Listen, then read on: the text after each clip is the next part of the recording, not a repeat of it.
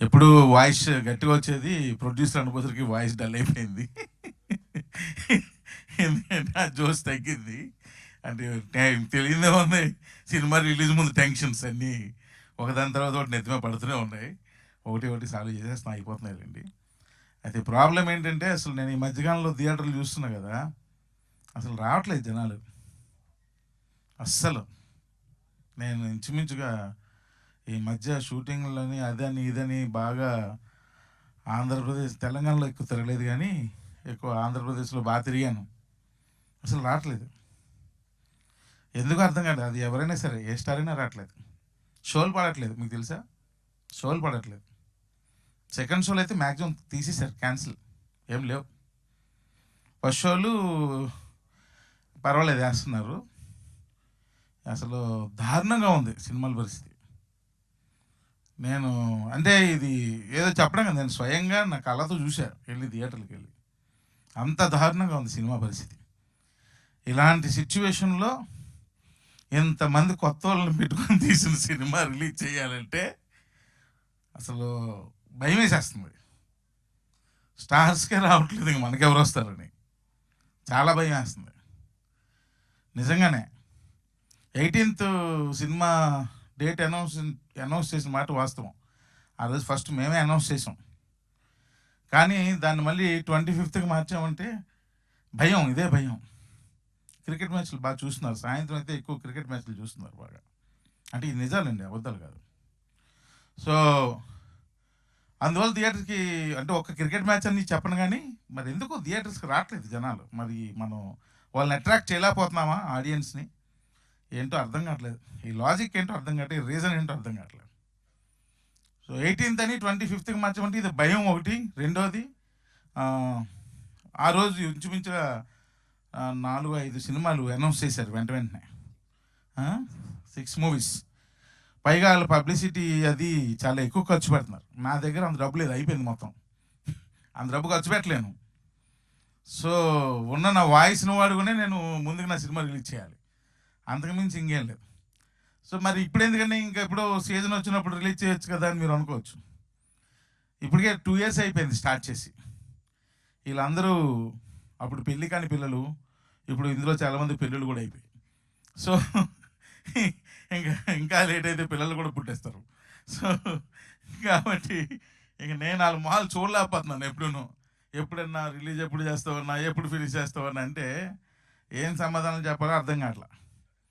అందరూ ఏమనుకుంటున్నారంటే, త్రినాథరావు ఊరినే పేరు వాడారు అనుకుంటున్నారు. కాదు, దీనికి మొత్తం ప్రొడక్షన్ అంతా చేశారు. సో దీన్ని చేసిన తర్వాత నాకు అర్థమైంది ప్రొడ్యూసర్ల కష్టాలు. ఇన్ని కష్టాలు పడుతున్నారా ప్రొడ్యూసర్లని? మనకేమి, మనకు కావాల్సినవన్నీ రాసి వెళ్ళిపోతుంటాం రాత్రిపూట, మళ్ళీ మార్నింగ్ షూటింగ్ వచ్చేస్తాం. కానీ మనం రాసి ఇచ్చిన ఈ మార్నింగ్ మనం రాబోసరికి అరేంజ్ చేయడానికి ప్రొడ్యూసర్ నైట్ అంతా నిద్ర లేకుండా, ఆ టీం అంతా, ప్రొడక్షన్ టీం అంతా ఎంత కష్టపడుతుందో ఈ సినిమాకి నేను చూశాను. అందుకే ప్రొడ్యూసర్లు అంటే నాకు విపరీతమైన రెస్పెక్ట్. సార్ నమస్తే సార్. విపరీతమైన రెస్పెక్ట్ పెరిగిపోయింది ప్రొడ్యూసర్లు అంటే. అప్పుడు అనిపించింది, నేనేందిరా యాక్షన్ కట్ట చెప్పేస్తున్నాను, నా వెనకాత నేను యాక్షన్ ఉదయం చెప్పాలి, కట్టు చెప్పాలంటే నైటు ప్రొడ్యూసర్లు ఎంత కష్టపడాలి అని విపరీతమైన రెస్పెక్ట్ పెరిగిపోయింది. ప్రొడ్యూసర్ల మీద విపరీతమైన అభిమానం పెరిగిపోయింది. సో అందువల్ల నేనే ఈ సినిమా అంత ఖర్చు పెట్టి పబ్లిసిటీ చేయలేను, అంత డబ్బులు లేవు, మరి అన్ని థియేటర్లు పెట్టలేను, అది కూడా పరిస్థితి. ఒకవేళ థియేటర్లు ఇచ్చినా పెట్టలేని పరిస్థితి.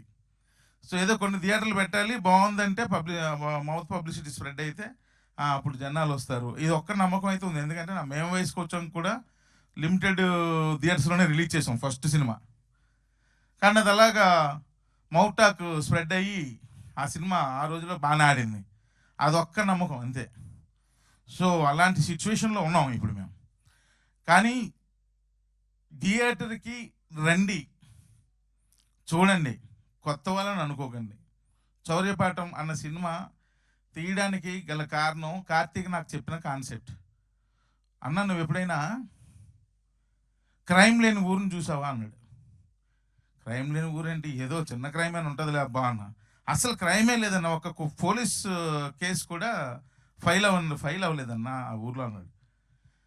మరీ టూ మచ్ అబ్బాయి, ఏదో చిన్న గొడవ లేకపోతే ఏదో ఒకటి ఉంటుంది కదా అని అన్న. లేదన్నా ఒక క్రైమ్ లేని ఊరు, అసలు రికార్డ్స్ పరంగా ఆ ఊరు రికార్డ్స్లో అసలు క్రైమ్ లేదు, ఒక కేసు ఫైల్ అవ్వలేదు, అది ఇదని కార్తీక్ చెప్పాడు. నాకు ఇంట్రెస్టింగ్ అనిపించింది.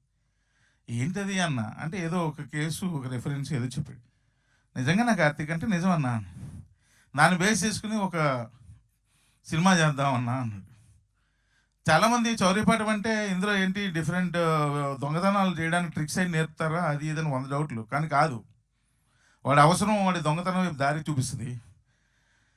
చేసే ప్రాసెస్లో వాడు ఒక పాఠం నేర్చుకుంటాడు, అది చౌర్యపాఠం. అంతేగాని దొంగతనం చేయడానికి ట్రిక్లు ఏవో రకరకాలు రాస్తున్నారు, కాదు. సో అలా కార్తీక్ నన్ను మోటివేట్ చేశాడు. నాకు ఎందుకు అనిపించిందంటే ఇందులో ఒక టర్నల్ తవ్వి ఆ టర్నల్ ద్వారా ఇంకో దగ్గరికి వెళ్తే వాళ్ళు వెళ్ళే ప్రాసెస్లో అడ్డంకులు ఇవన్నీ సినిమా కదా.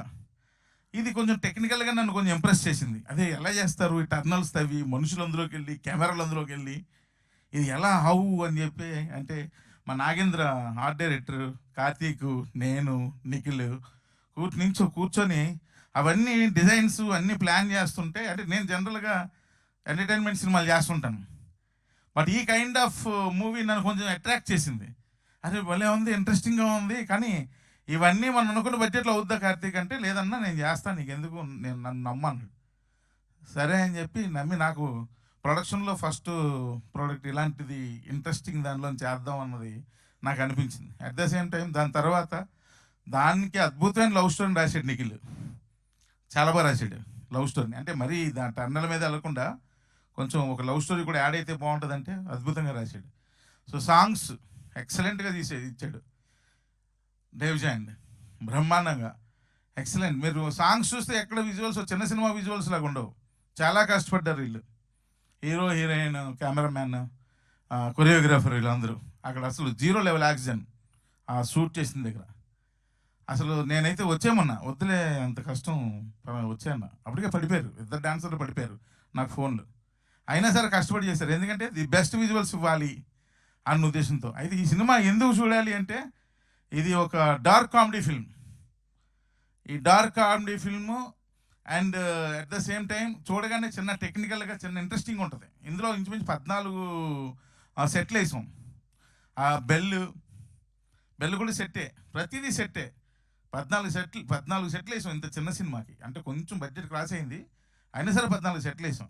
చాలా కష్టపడి సినిమా తీసాం, ఏదో సినిమా తీసేయాలని తీయలేదు, చాలా కష్టపడి సినిమా తీసాం. దానికి అందరూ బాగా కోఆపరేట్ చేశారు. అలాగే ఇలాంటి సినిమాకి ఏదైనా ఒక ప్రమోషనల్ సాంగ్ ఉండాలి, దానిలో కథ ముందుకు జరగాలి అని నేను అడిగాను ఫోన్ చేసి మా రోల్ రైడ్ అని. ఒక్క సాంగ్ కావాలి అంటే అప్పుడు వెంటనే ఇమ్మీడియట్గా స్పందించి సాంగ్ ఇచ్చాడు. ఆ సాంగ్ ట్యూన్ వాళ్ళు చేసుకున్నారు, నిఖిల్ ఇద్దరే చేసుకున్నారు. చేసుకుని ఒకరోజు ఫైన్ డే నన్ను పిలిచారు స్టూడియోకి, నాకు వినిపించారు, బాగుందన్నాను, అంతే. నేను చేసింది ఏం లేదు, అంతా వాళ్ళే, ఇందులో పనిచేసింది అంతా వాళ్ళే చేసుకున్నారు. ఊరికి నేను నా మీద భయంతో రెస్పెక్ట్తో చెప్తున్నారు, వెనకతలు నేను అన్నీ ఉండి పెద్ద చేసానండి, నేనేం చేయలేదు, అన్నీ వాళ్ళే చేశారు. లాస్ట్లో ఈ క్లైమాక్స్ ఒక్కటి నాకు నచ్చక రీషూట్లో 3 సార్లు చేశాను, నిజాలు చెప్పేస్తున్నా. ఎడిటింగ్లో కూర్చున్నాను, and at the same time రికార్డింగ్లో లాస్ట్లో ఒక 5 days కూర్చున్నాను. రికార్డింగ్లో కూర్చొని కొంచెం హై చేద్దామన్న ఉద్దేశంతో నేను కూడా కోరస్లో పాడాను అనుకోండి. దాని తర్వాత మెయిన్ ఏంటంటే సార్, ఈ సినిమా చాలామంది మెయిన్ డిస్ట్రిబ్యూటర్లకు అందరికీ చూపించాం. అందరూ పొగిడిన ఏకైక వ్యక్తి ఎవరైనా ఉన్నారంటే దేవ్జాండ్.